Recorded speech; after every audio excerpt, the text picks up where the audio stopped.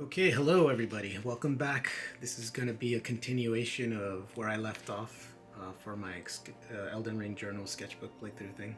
Um, so I had just restored Godric's Great Rune, and the next section over, after you do that, you can go off to the side and head off to Liurnia of the Lakes that way, or you can go through Stormvale's section area, and you'll end up here, which is Liurnia of the Lakes, and you get this cool vista in the beginning.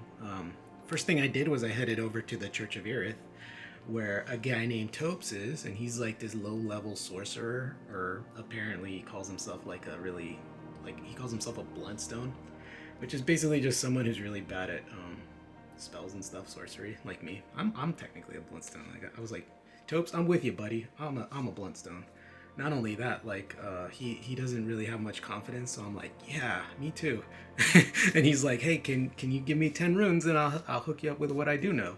So I was like, you know what, I don't really want these spells, plus they cost like 1,000 runes, so like, how about I just give you the 10 runes. And so he tells me about the academy and how he has this protective barrier on it, and that he can't get in because they kind of locked him out on accident, maybe not really, and so he can't get back in, and he wants a Glenstone Key, and he's like, hey, if you get an extra one, hook a brother up. And I was like, sure, okay, I'll get you, I got you, Topes. And yeah, he's really cool, because later on you find out some other cool things about him, but yeah, I'll get into that later. Anyways, I met up with Bach, or I caught up with Bach here too. He's like, I want to be your seamster master. Can I hook you up with altering garments and stuff? And I was like, dude, you're my boy. You're my son. Of course. I'll protect you with my life, Bach. And so Bach is now like my official seamster and all that. And then I remember there was a Shabriri grape that I got at Stormvale, and this chick named Hyetta, who looks just like Irina but is like possessed by Shabriri, or like, she's a doppelganger of Irina, I think, and so she wants to eat these grapes that are technically eyeballs that are inflicted with the flame of frenzy or something weird like that. And she wants to see a distant light because she's blind, and so eating the grapes helps her accomplish her goal, which is to become a finger maiden or something like that. Later on, you'll find out. And then there's a fire monk camp here. This is really a crazy weird thing, because like there's these fire monks, right, but they were meant to protect the flame of ruin, which was something Queen Marika was afraid, if it got into the wrong hands, could burn the Earth Tree. So these guys are supposed to protect the fire, but they did a really bad job of it, and now some dude named Aiden has it, and so you find him later on in an Everjail. But they also have the thing that the fire giant has on their bellies, like this, their armor. So they kind of worship the Fell God now, but yeah, it gets really weird. And here's a bunch of different enemies. So this is like the soldier of Godric, but he's wearing carrion armor now, so it's just a reskin of that guy. And that's the new enemies that you find around here. There's also a lot of wolves that kind of aggroed me in the beginning. I was like, what the hell, man? And yeah, there's a bell-bearing hunter that has nothing to do with these guys, but I drew him in here because I need to put him somewhere. So this guy goes around killing merchants like Kale and taking their bell bearing, which is pretty screwed up. So I was like, dude, if I find this guy, I'm gonna kill him. And so I find him later on in the Church of Vals, and yeah, I just wanted to put him there. He's got some weird stuff going on with him. So this is the guy that stole the flame of ruin from the monks. And so somebody put him in this Everjail, but I don't know who did it, because if the fire monks are still looking for him, they would know he was in the Everjail, so somebody put him in there. Not sure who. And so that's a mystery. But yeah, I was also looking at the Everjails again, trying to figure out what the heck they are. I guess they might be tied to Ferrum Azula now, because I guess there's something about gravity and time distortion going on with these things.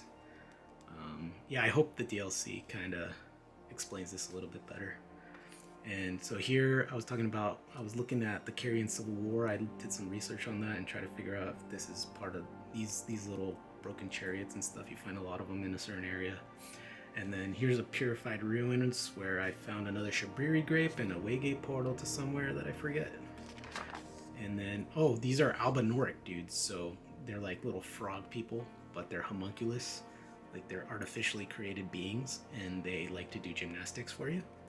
while you fight them. So they're really confused about what their purpose is. I think they just really don't know if they should be like Olympic athletes or join a gang. And I guess they took the wrong, like, don't do drugs route, and they became part of a gang and they got initiated into maybe they were part of the academy, and they use these as little thug people or whatever. I don't know. They're little thugs now. And there's these marionette soldiers that you find them all over the place, but these guys start jumping from these balloons, or they're airborne from these. They drop down, and if you kill this balloon, it gives you a rune arc, and so that adds more. I hate these guys already, but now I hate them even more because they fell, and that was not cool addition. And then Patches is hanging out at the scenic aisle here. He's just chilling. And Patches is like such a carefree dude that he's like, he tells you all these things about, you know, he tells you about this girl named Raya, tells you about an abductor virgin you can find at the academy. And he's like, hey, you know, I got all this knowledge, and I got this shop. And he's kind of like, you know, I don't know. I don't know how to feel about him. Like, I'm conflicted. Is he a good guy, a bad guy? Not really sure. But yeah, it's Patches for you. And I get to this place where these royal revenants like royally screw me up. Like they get called up by these wraith colors, I think, and they pop out of the water like out of nowhere, and they really just mess you up.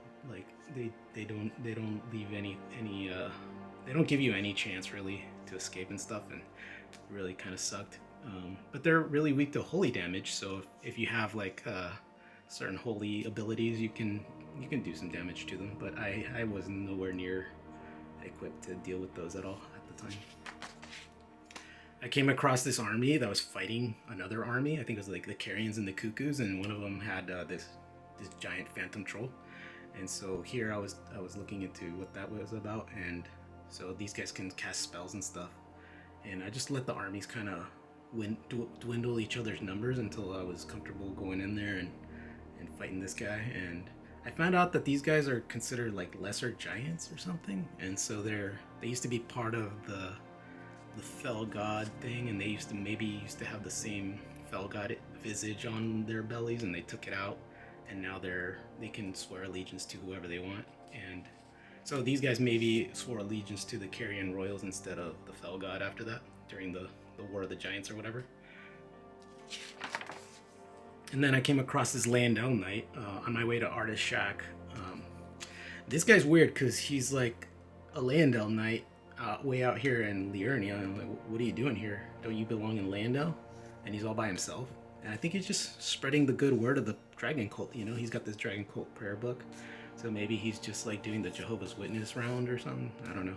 You can take him out and he'll hook you up with some stuff. There's also this painting that you can do a puzzle for at the Artist Shack. I didn't really do it because I didn't know exactly what, I just wasn't into it, but later on I found out that I missed some other paintings and stuff. Then there's this place called Jarberg, and I don't know if they fixed this in a patch or something, but there used to be a road here on the map, like that you can see from the map view, but in reality there's no way to get through there. You have to jump down through a ledge, or the ledges, the graveyard ledge things, and then you can find your way down there. And when you get here, dude, you meet these Jar people, the Jar village, Jarberg, and so there's this guy that looks kind of like Alexander. There's all these little pots, kind of like worshipping flowers and stuff, and it's really wholesome in the beginning, and really nice and calm and awesome. And there's this guy named Jar Bjorn. He's like, what? Hey, hello, cuz. And he's like, he wants you to be potentate. And I was like, I'll be potentate, sure. And then I give him my hand because he wants to see how smooth my hands are. But apparently I had done too much damage to my hands, like from battle, I guess. And he's like, nah, cuz they're not silky smooth. They need to be like super smooth. I was like, why, man? I want to be a potentate. He's like, no, you can't. But it's okay. You can pick some of our flowers if you want. I was like, thanks, Jarbjorn. And I try to pet him, but I can't. That's something I'm going to try to get the developers to do in the next. I hope they do that in the DLC, where you can like pet NPCs or whatever, like Blythe or other people, like maybe Muriel the Pope. So here's the Roaden catacombs, and there's like an illusory wall here, some illusory walls or whatever. And you eventually can get to the spirit caller Snake. He kind of has a snake face or whatever. He summons like Crucible Knight and just other people to fight for him because he's like super weak. Once you find out that you can just hit the snail, because he's kind of like he's invisible in the beginning, so you have to hit the snail. And anyways, once you beat him, he hooks you up with some stuff. And there's also root resin here that had an interesting thing where it talked about how the great earth tree, or the great tree, used to be connected to the earth tree. So there's something about the earth tree being like an illusion maybe, or something like that. Like it's not really what you think it is. And that's the watchdog staff that you can also get there. At the King's Realm ruins, there's this trapdoor that's kind of an illusory type situation as well. And there's a royal revenant you can fight in there, which sucks, but they give you a frozen needle if you beat them. And then, so I didn't know that the big wall led you to Carrion Manor, but so I had to backtrack and I went back to a place called the Revenger Shack, where you can find Edgar from the Castle Morn fiasco. And so he's still all like angry and psychotic, so you have to kind of put him out of his misery here. And I was happy to kill him because I was getting tired of his antics. I was like, look, Edgar, you need to get over this shit. And just like, whatever. And then there's, okay, so here's the Church of Vals, where you can find a golden needle in a chest there. And you can give that to Bach so he can alter demigod attire or whatever. And then, so Muriel, the Pope Turtle dog guy, is basically George R. Martin in the game. Like, he tells you all this lore about Rennala and their union and how Radagon's like a player and he kind of just like leaves Rennala, and Rennala's just like all heartbroken, but he leaves her with a golden egg, an ember egg, and also a cool little red dog, or I mean a red wolf.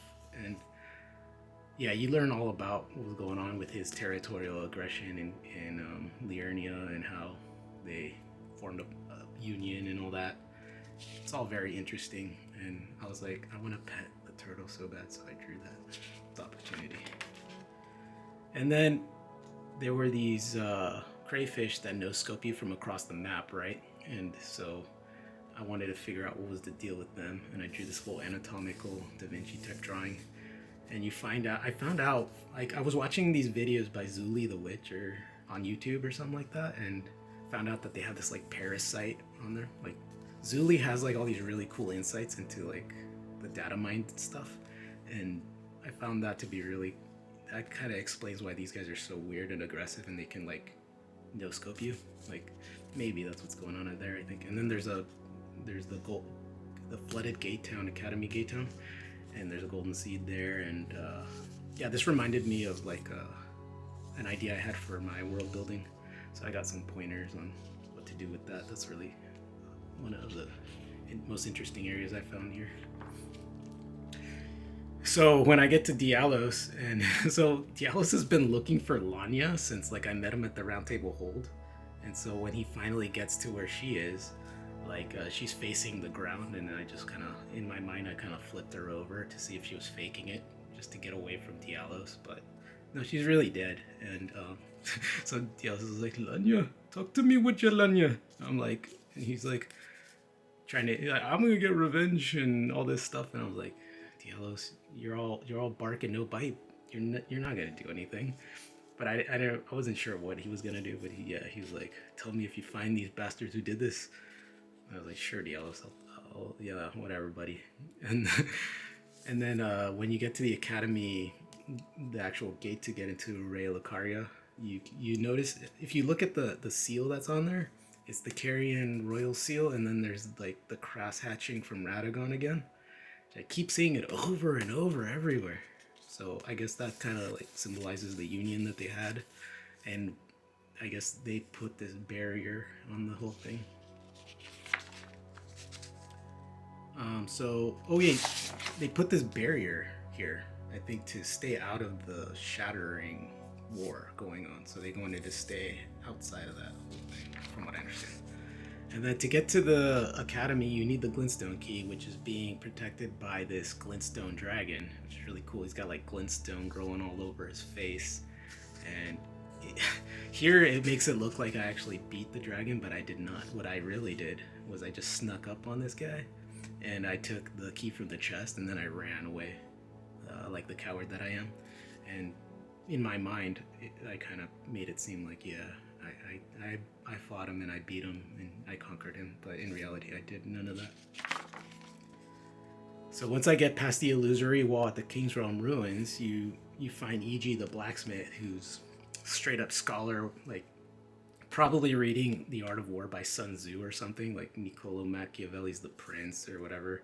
And he's like, you know, he's super smart. He's got this tinfoil hat version of, he's got a mirror helm that's like a Knox or a Newman machination. But the thing is, like, it actually works as a tinfoil hat, like for reals. So it's kind of interesting. And so he's a war counselor for Ronnie that you meet later in the manor. And then he's got this stone tablet thing. Which is another thing I found from one of Zullie's videos, is that this thing's probably just an anchor point for these guys for when they're carrying the carriage. And they just left them there for some reason. And kind of, I don't know if there's lore behind this thing. I like to think that this thing allows them to, you know, regain their own independence from the fire giants, but who knows. And then there's these like artillery arrows, like magic arrows that fall down as you're approaching the manor, so you kind of gotta dodge them with your horse or with Torrent. And the thing is, I think these are being shot at from where Loretta is, because I guess she has the same power to rain down arrows like that, but I could be wrong about that. And then this is when I actually went into the Caria Manor for the first time, and these finger creepers just popped out of the ground. And maybe this is something that happens to everybody, but I did not spend too much time here. I kind of just ran away as I was like flicking off the finger creepers. Like, they follow you outside of the manor. They don't just stay inside of there. They come after you. And then you also got to deal with the barrage of magic arrows, so that's kind of messed up. And then I kept getting ambushed again. I got ambushed by the night cavalry again, so they're still mad at me for killing Margit, I guess, because, you know, the fellowmen, they don't brook no quarter and all that. And then there's this another church with another Ratigan statue. I'm like, how many of these are there? On my way up to the Eye of Sauron Frenzy Tower, there's the Flame of Frenzy afflicted rats, which try to mess you up. So as you're trying to get to this village, there's this tower that inflicts madness on you. So if you stay in its line of sight or something for too long, you become mad and you go crazy, like these guys who are, you know, keeping this thing alive. So you have to kill these guys at the top of the tower, which means you have to get to the tower first, and there's rats everywhere. So this whole area was fun. There's also a lot of cool stuff you can get at the village.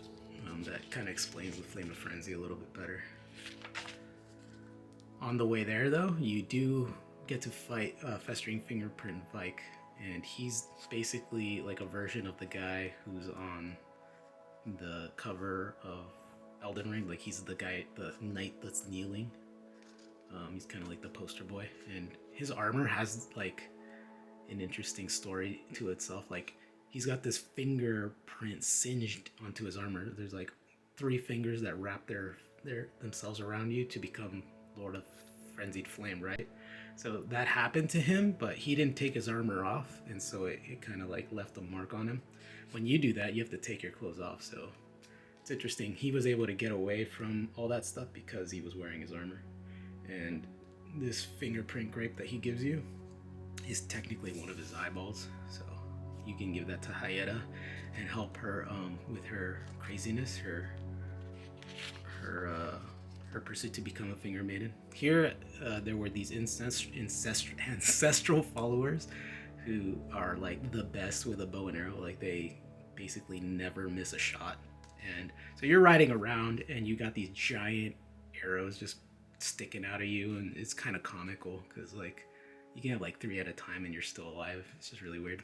A lot of the stuff I found out about these guys comes from the Spiral Horn Shield, which tells you about how they're like super one with nature, and everything they do is like super zen and like super, you know, the old ways matter the most and all that stuff. So they have a funny, well, it's not funny, it's just kind of like cliche Native American or something like that type of background. I really don't understand what's going on, but they probably are really important. They're from like way before the Earth Tree, probably. And then there's this mausoleum compound that houses two of these guys. This guy doesn't have a bell. What he likes to do is he likes to jump really high and then come back down. And that's what he does for fun. And so you get to take out the skull buildup on his feet, and that's where I found out how to do that. And the other one is like hanging out here. I think I only killed one of them on this playthrough. And then there's this guy that the Elden Ring community calls Elden John, I think. And he's like basically Moses in the game or something. He's got this like cuneiform tablet that probably explains everything about the lore, but you can't decipher it because it's freaking Elden Ring. And yeah, that's where I found out about that guy. His statue appears all over the place.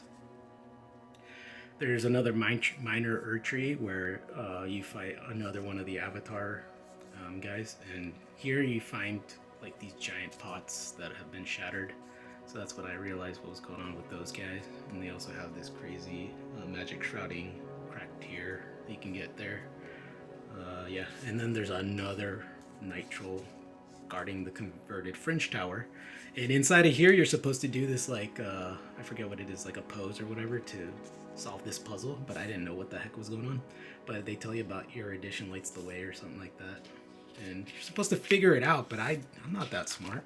So I looked it up, and then there was this mausoleum knight spirit that was guarding the Black Knife catacombs, and there's also a note that can lead you here. I didn't have the note, but I found out about it, and I was like, oh man, I could have just figured it out from that, but whatever. He's guarding, and you don't have to kill him, but you can.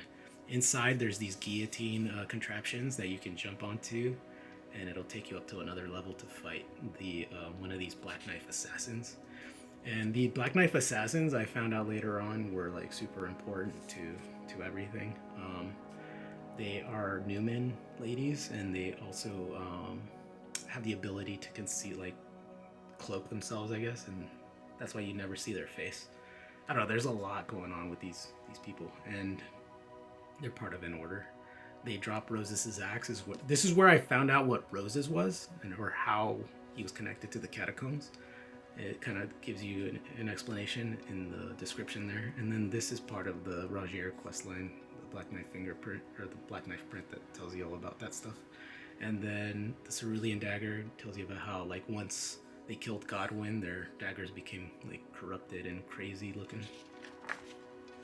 And then here's, I go back into another area in the same catacombs, and you fight a cemetery shade. And I realize now after watching the DLC trailer that these guys might be more important than I originally thought. I thought these guys were like a throwaway kind of enemy, but they're called cemetery shades, and I think they might have something to do with the shadow of the Ur tree. Not sure. I'm kind of thinking about it, but I think there's something going on with these guys. So I just went into more detail about what the crab thing is and how it infects or kind of grabs onto the head here, controls the host and the holes in the body and all that stuff. All this stuff that's really hard to see in the game. At the Crystal Tunnels, I was, doing my usual rampaging, where I was grabbing as many smithing stones and stuff as I could. And I got to the bottom of the tunnel, or to the boss, and it's a Crystallian guy. And I really don't know what Crystallians are, other than I think they used to be like part of the astrologer connection. Maybe they just were looked up to it, like worshipped by the sorcerers. I don't know.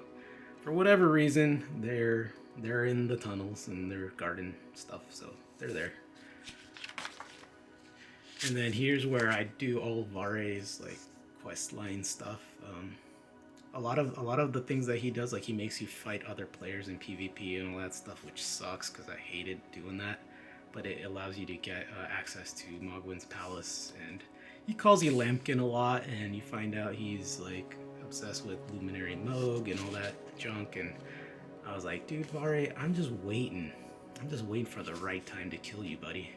Like, you better watch your back, man. You never know when I could do it at any time, buddy. And he gives you a rag that you have to soak in blood and all that. There's a Sanguine Noble here.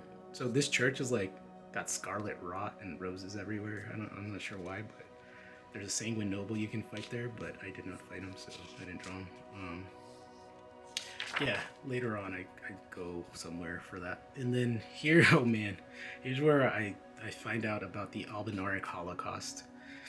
Like Gideon sent Ensha, or maybe he did it himself, but he's like killing off all the Albinorics and hanging them and leaving them for dead and just running amok here. And there's there's this poor Albinoric named Albus, and you find him and he's hiding as a pot, like trying to get away from Gideon and his minions. And so he's got half of the Halictree medallion, the right half I think, I'm pretty sure. And then so you find him and he's like, no, don't kill me. And I'm like, I'm not here to kill you, Albus. Like, I'm one of the good guys. And then he kind of tells you all about his people and Latenna, and he's like, she must fulfill her purpose. And I was like, okay, whatever. So I go find Latenna, and she's with her wolf lobo, whatever. And then this is also where I drew Gideon's staff. He's got like this weird galaxy floating in this eyeball hand thing, really crazy looking. But yeah, the atrocities that this man this tarnished guy has done is too much for me. I kind of like, this is where I vow I'm gonna get revenge on this guy and kill him at some point. And then there are these things that roll a lot in the game. So I was like, these sheep like to roll a lot. These Albinorics like to do cartwheels. Like, hey, Tarnished, look what I can do. And then these guys are rolling around all the place. I'm like, are they rolling because of the Elden Ring? Or are they just rolling enemies for fun? Like, I don't know. But this guy you can find at the Carrion Manor. And so, yeah. There's this cave. Yeah, the Lakeside Crystal Cave was where I found this Bloodhound Knight and these weird snails that have like crystals growing out of them. Like they kind of blend into their environment. Maybe they became like afflicted with too much glintstone because they were around it so much, so that it became a part of their, it kind of just like creeped into their system or whatever. And you can also get this amber medallion. It talks about how amber was part of the primordial earth tree or something like that, which makes me think about DLC a lot. And then so here I go into Latenna, and she was like, haven't you taken enough from me? Was my other half Lobo not enough? And she thinks you're one of like Gideon's buddies, and I'm like, nah, Latenna, I'm here. I'm like a good guy, don't worry about it. And she's like, okay, then come take me as a spirit ash to the Halictree and all this, and then we can talk and we can hang out. And I guess she's like the only one that decides to voluntarily become a spirit ash like that. So I thought that was pretty cool. And I kind of feel bad for Lobo though. I was like, dude, no, not Lobo. And then I had a horse that I used to ride named Lobo, so I felt really bad. And so she can't walk or anything, so she needs to ride around in that wolf. So that's why you take her and all that. It's all sad, very sad, prepare to cry stuff. And then you get to the 4 belfries, or I got to the 4 belfries and I didn't know what was going on. There's like a bunch of headless nitrals here. I was like, not another nitral. So I didn't draw them, but they're there. And then I got the imbued stone sword key, and I got into one of the 4 belfries that took me to the Church of Anticipation and Chapel of Anticipation and whatever. I got to fight the Grafted Scion there when I got there. And then here's Rajier continued, like a lot of the stuff I missed about his explanation of Godwyn and stuff is here. And I just wanted to do something for his character, because it's messed up what happened to him. Once he got infected with Deathblade and all that, he's sitting around the round table hold. He's got like a blanket covering him because he's like basically crapping his pants as he's dying. And I was like, dang, dude, Rajier, dude, someone's got to help this guy. And then so this is the key that gets you here, where this maiden in the beginning, I think somebody killed her because she was meant to be your maiden in the beginning, but I think it was either Vare or maybe Gideon kills her so that you can't achieve your goals. Who knows? I don't know for sure. But so Gideon green lights Ensha to take you out like a shot caller in prison.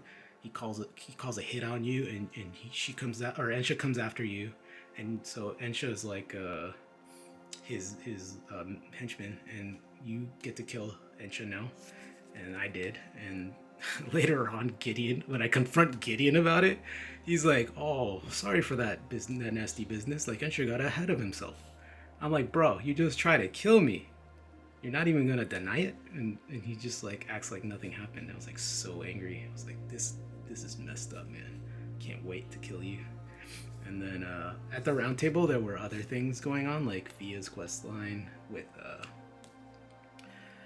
Rogier and D. So these NPCs were all connected, but that happened while I was doing other stuff. So in the next video, I'm gonna go over a lot more of what was going on with them because it's part of different areas of the maps and stuff.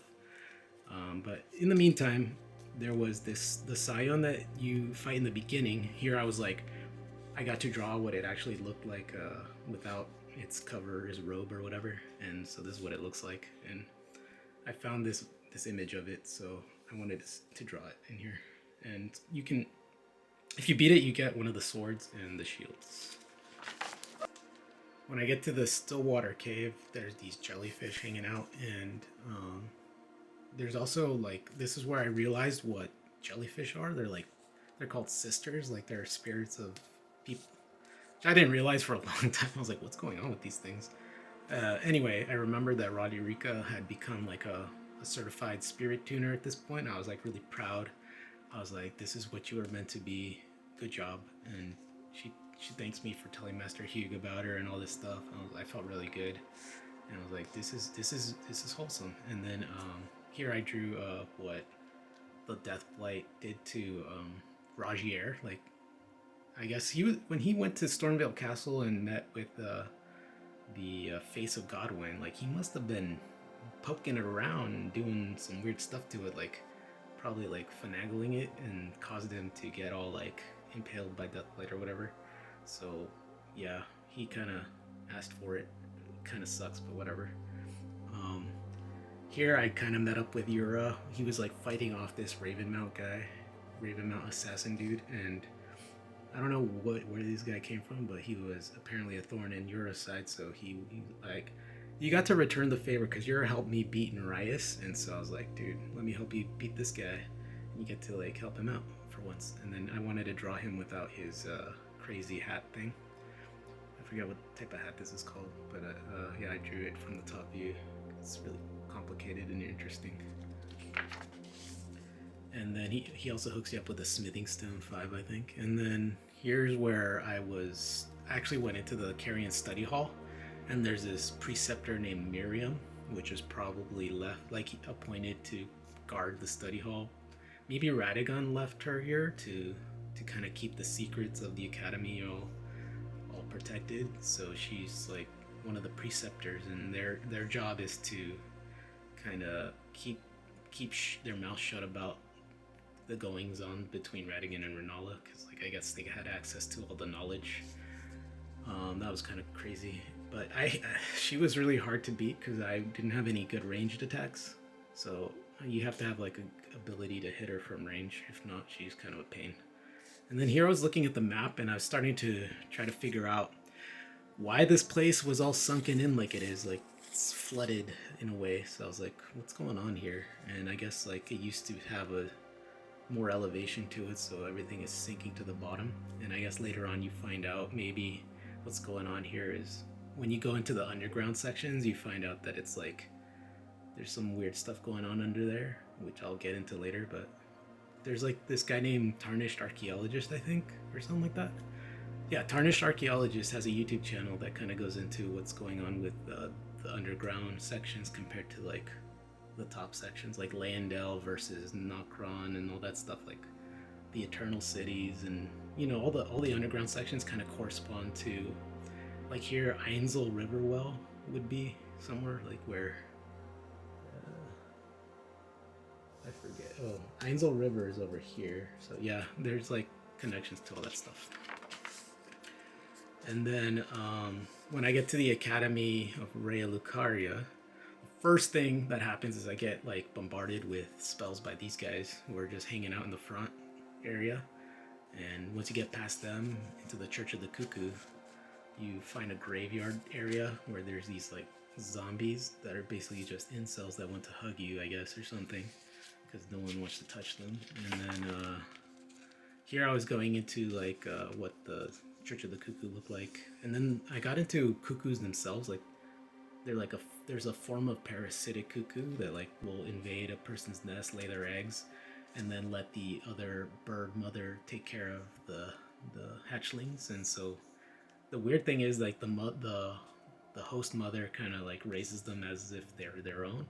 It's kind of crazy, but it's kind of like symbolism for what happened with the Carrions and the Cuckoos.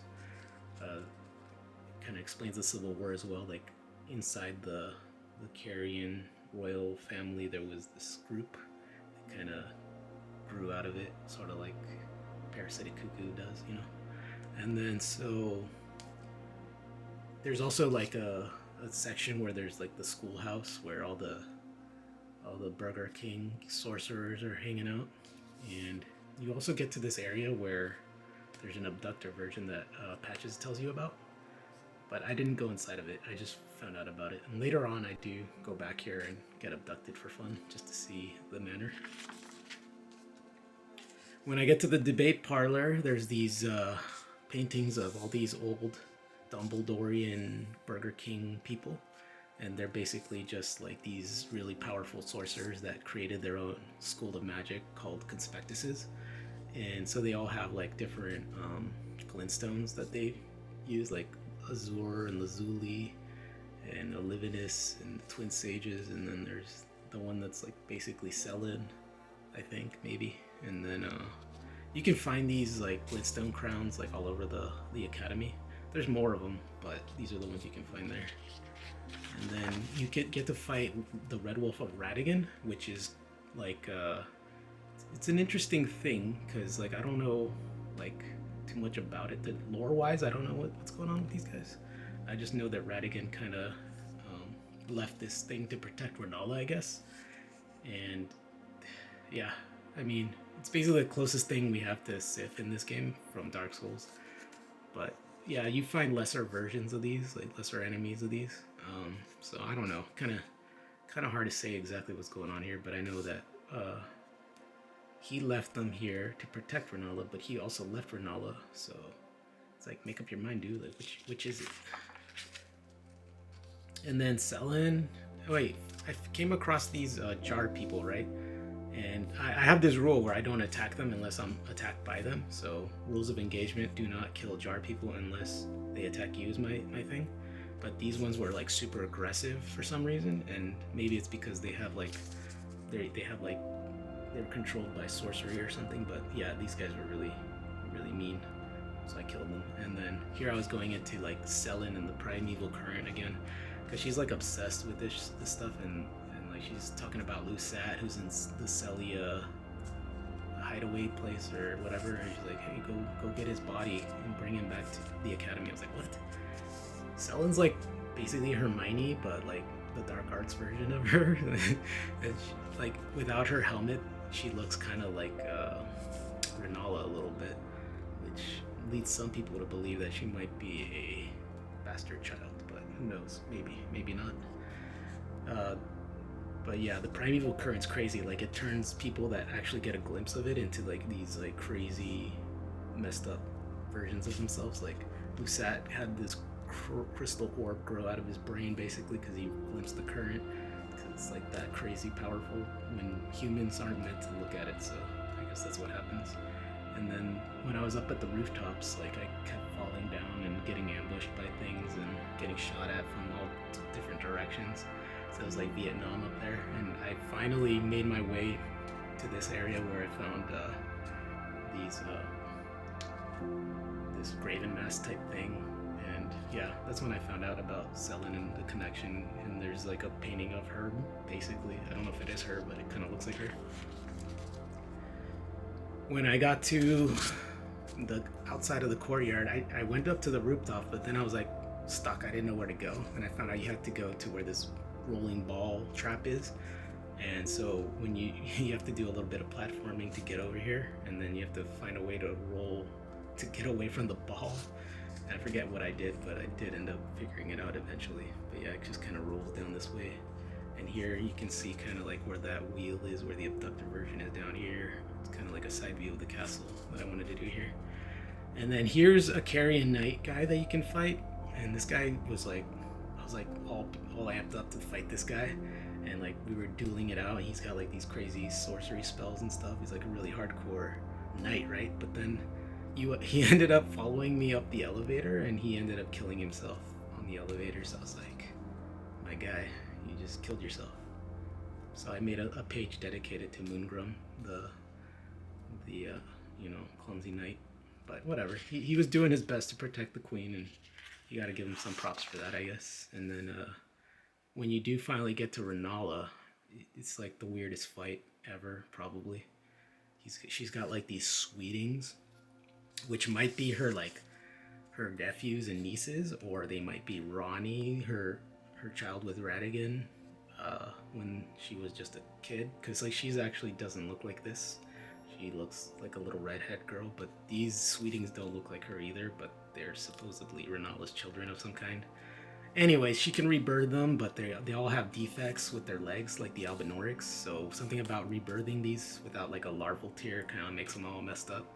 She's got the Rune of the Unborn and this amber egg that Radagon gave her, so she's like not who she used to be. Like she's kind of a weaker version of herself, and she's transfixed on this egg, so you have to kill her little sweetings to let her fall from the ceiling hanging out, and you get to kill her that way, but she doesn't die. You just get to subdue her. And then in the second phase, Ronnie has this enchantment that she created. She calls you a foul trespasser, and you have to fight Renala in the moon ocean type thing. It's like an alternate reality or something where Renala's like at her peak power. So you fight her, and she summons these spirits, right? And you're like fighting them all off, and they all kind of are versions of different other characters you fought, like the Bloodhound. You get to fight a giant, a Glenstone dragon, I think some wolves and stuff. So basically she summons all her protectors and stuff in that fight. But once you get past that, she becomes docile. You don't kill her. She's one of the only NPCs like you don't necessarily kill. I don't know if you actually killed Godric. He kind of just turns into a corpse or whatever. But anyways, you get to respec your character here, and my character was like level 55 apparently here, and I was like trying to figure out what my build was. So I actually used this to respec one more time, or a few times, but in this case I wanted to be a dex and dex and strength build or whatever. And then so what happens is you have to give her a larval tear, and you have to have the Rune of the Unborn in order for you to successfully respec your character. But I guess like if you give Bach a larval tear and he comes to do this, like he's gonna end up dying, because you need to have this as well, otherwise it doesn't really work properly. She's all very crazy. Like these larval tears look like a little embryo, so I think like putting the embryo inside the amber egg, having the Rune of the Unborn allows you to be reborn. What's going on here? And then I drew an Albinoric here because I was really tired, and he's telling me like, it's time to rest now, my Tarnished. And he's like chilling out here in the lake. And I looked at his sword thing that he carries, and it says it's like part of it's like the ripple kind of thing. So I drew some ripples in the water, kind of like, this is where they come from. Like it's, I don't know, it's part of the description of that thing.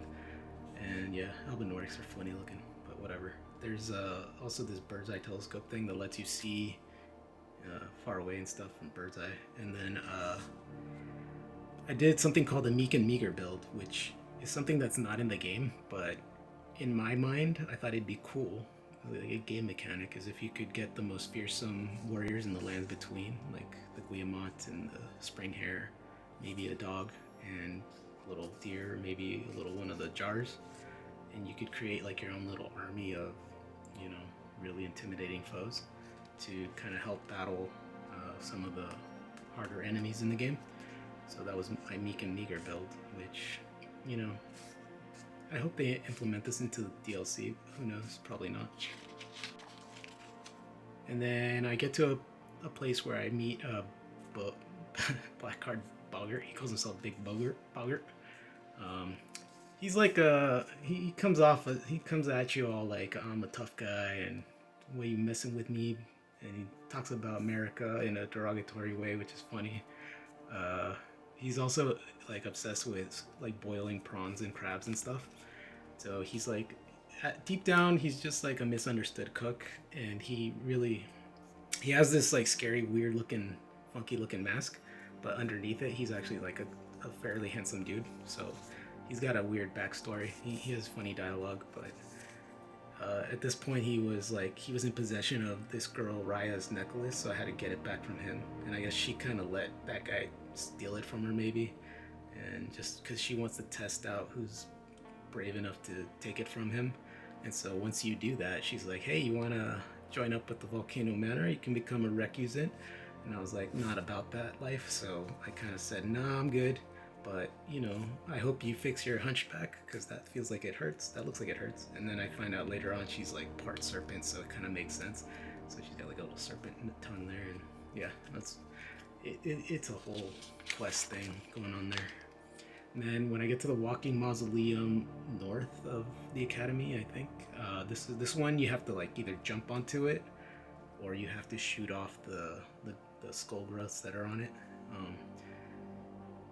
You can do either one, I think, but I ended up doing the leap of faith and dying a few times. But eventually I figured it out and I did get in there.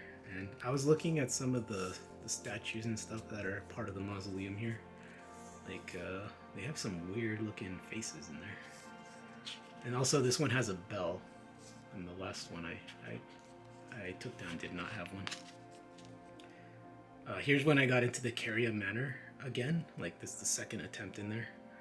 And this time I finally figured out how to take these guys out. And eventually you do make your way through this area, and it's not as bad as you initially thought.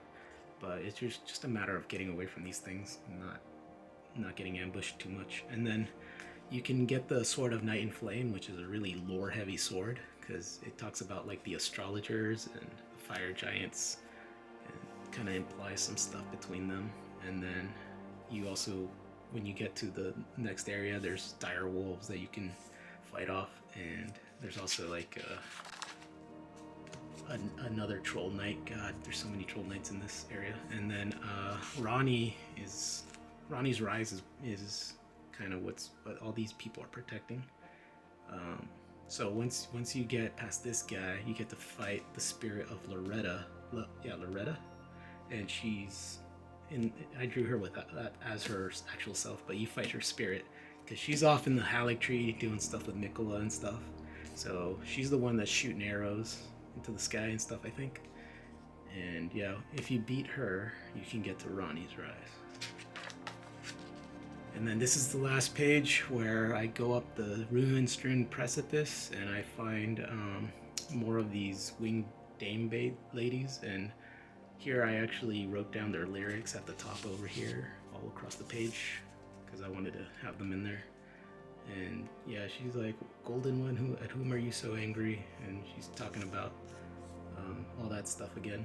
And when you get to the top, you can fight the Magma Worm Makar, which is basically like a human that became like too draconic because of the Dragon Communion stuff. And so that's kind of what happens to you if you get too into that kind of junk. And you can summon the big Great Horn Tragoth, or you can also get Blackguard Bogger to help you out in this fight if you befriend him. And yeah, this is where I left off, guys. A lot of the lore and stuff that I kind of have a vague understanding is only because I watched a lot of YouTube lore video guys, like lore hunter guys, like the Lore Hunter and SmoughTown and Zullie the Witch and VaatiVidya. All the big names out there, I kind of watch their videos to kind of try to understand, like Quelaag, and there's just so many out there. But I recommend, if you're into the lore and you want to actually understand it, because I'm still trying to figure all this stuff out. I recommend checking out their channels because it's entertaining if you're into this, and they have a much more in-depth analysis of everything, whereas I just kind of pick up on stuff here and there, but everything is really vague for me still. But yeah, even after doing all this, I still have trouble understanding what's going on. But yeah, this was my version of what's going on here from what I understand. And yeah, I recommend checking out all those channels. I want to thank everybody who support my last video, and I hope that yeah, you enjoyed this one as well. I hope to continue the next versions. The next area is going to be the underground sections, and maybe a little bit of Altus Plateau, but yeah, I'm gonna try to do everything by area, not by like progression. Although it is in progression, it's just kind of like things got really crazy in this area, so I had to section off everything.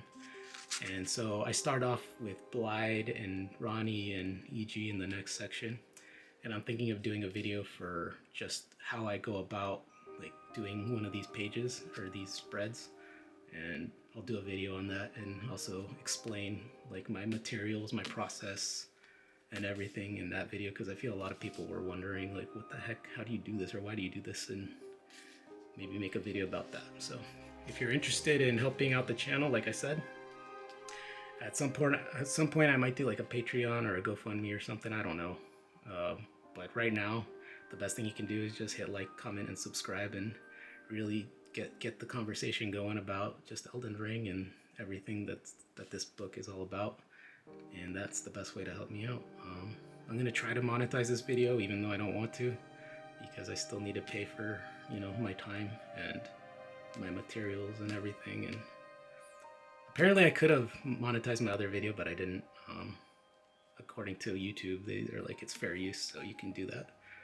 And so now I'm gonna see if that works out, and if it does, good. If not, whatever. Yeah, I just want to thank everybody, and I hope you guys enjoyed this, and I'll see you in the next one. Take care.